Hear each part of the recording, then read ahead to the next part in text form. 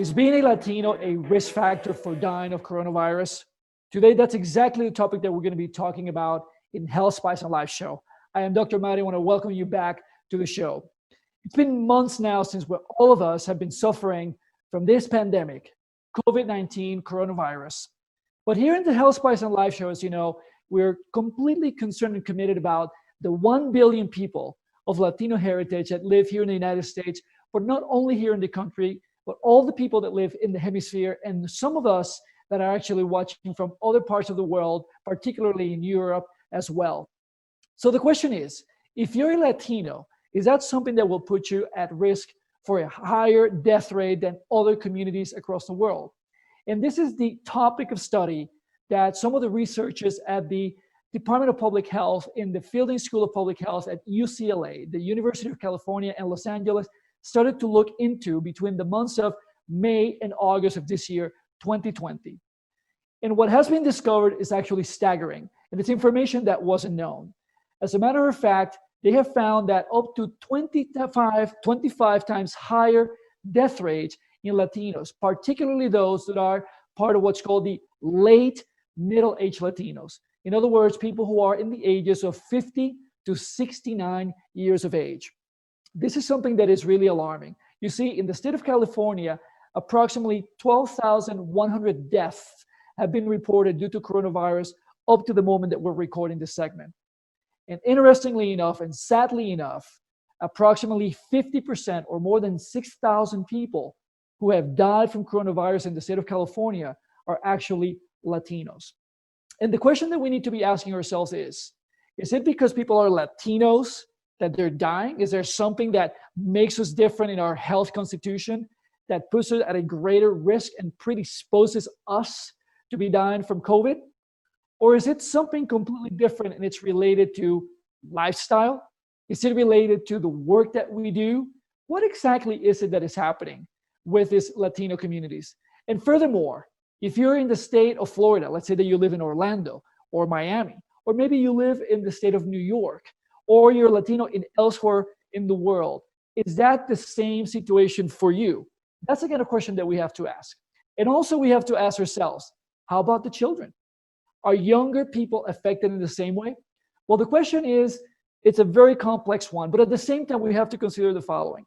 What kind of jobs are those Latinos in that late middle age group performing that potentially can be predisposing them to actually dying at a faster or higher rate from coronavirus?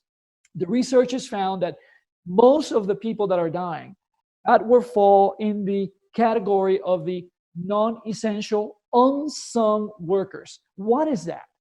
All the people that are working in restaurants, those who are truck drivers, people who are working at the farms, which are so essential to the economy, not just in the United States, but also across the world, people that work in different stores and clerks, people that work also in the mail system, delivery system.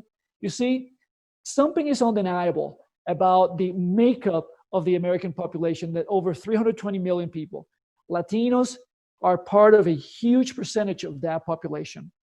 And in fact, the economy is highly dependent on those Latinos that are performing those duties.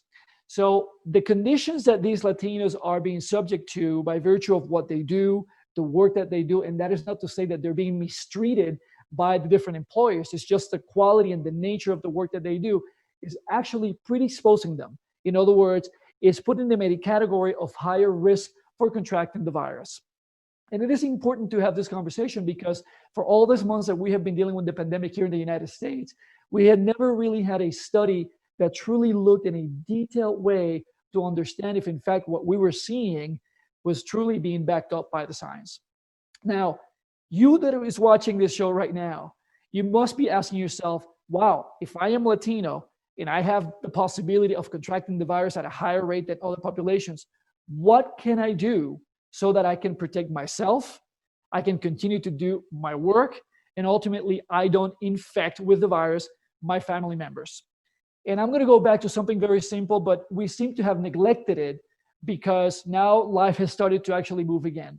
And it's the use of the mask.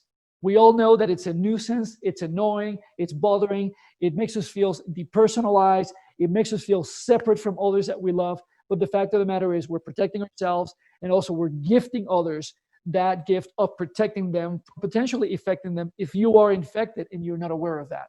The other thing that is so basic, but I can't stress enough, and it's something that physicians, we talk about it all the time, is the importance of sanitation.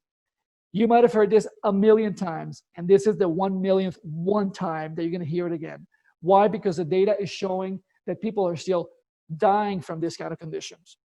I am certainly wishing that through Health Spice on Life show today with me, with Dr. Mario, we've been able to shed some light and inspiration as to the things that are happening in the Latino community and why is it so important to continue to follow these guidelines to protect ourselves. From my heart to your heart, I am Dr. Mario saying to you, a tu salud. Stay safe. See you next time.